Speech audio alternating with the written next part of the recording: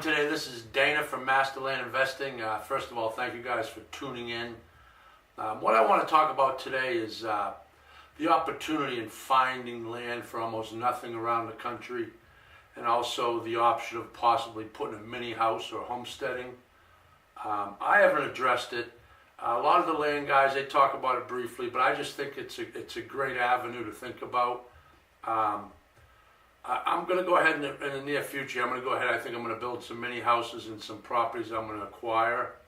My goal is to probably buy a bunch. I'll be buying them real cheap and turn around and sell them on owner finance. And I think what I'm going to do is structure a mini house deal where I'm going to put one up as a model and then go ahead and owner finance the mini houses. Probably talking 200-300 square feet. I don't know if a lot of you guys have thought about that in the future. It seems to be quite a big thing nowadays. I've read quite a bit about it recently. I'm part of the Tiny House blog, I think it's called. I've looked into quite a bit of finding land for almost nothing around the country, different areas that's available. You can also get a hold of the counties. A lot of times they have property that they weren't able to sell at the tax deed sales that they hold on to.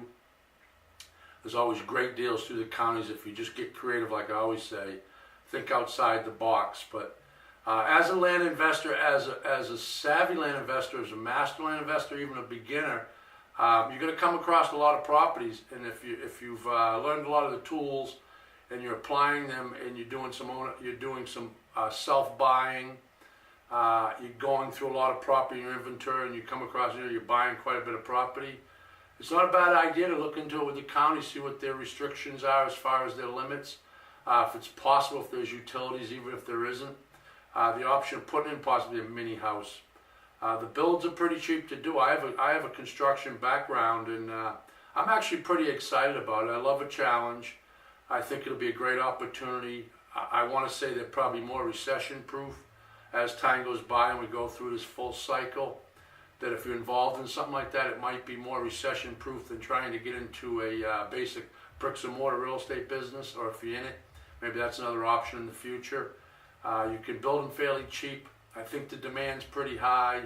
I think a lot of people nowadays, even the younger generation, more considers that option than a big house, keeping their overhead low, their costs low.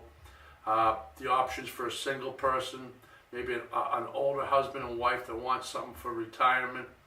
A lot of times you can turn around and use them as an Airbnb. I think it's a better option than a trailer.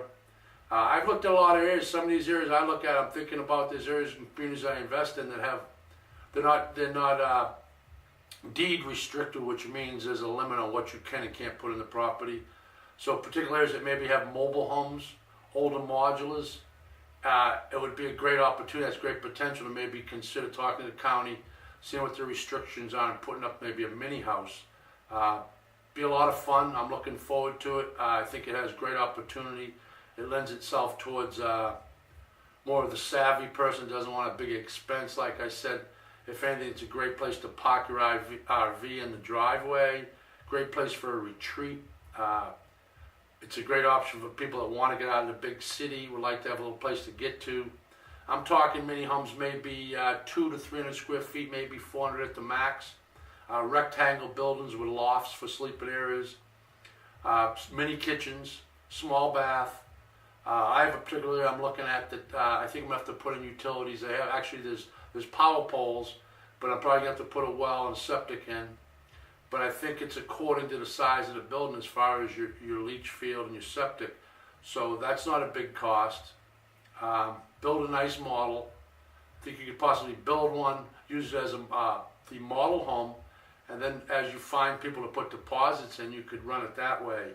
But I just want to touch base, and I think it's another alternative for you guys as investors. I made a lesson earlier about talking about holding and folding.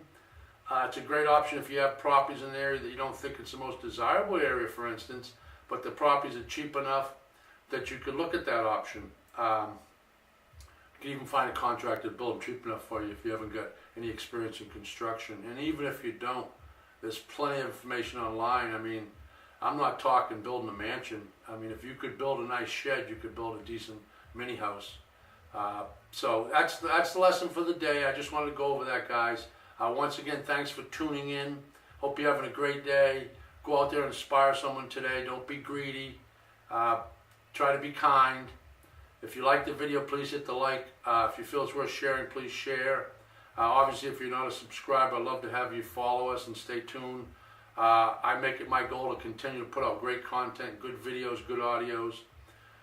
So thank you guys once again for tuning in. Have a great day. Be safe. Be kind. Thanks again. We'll talk to you soon. Bye-bye.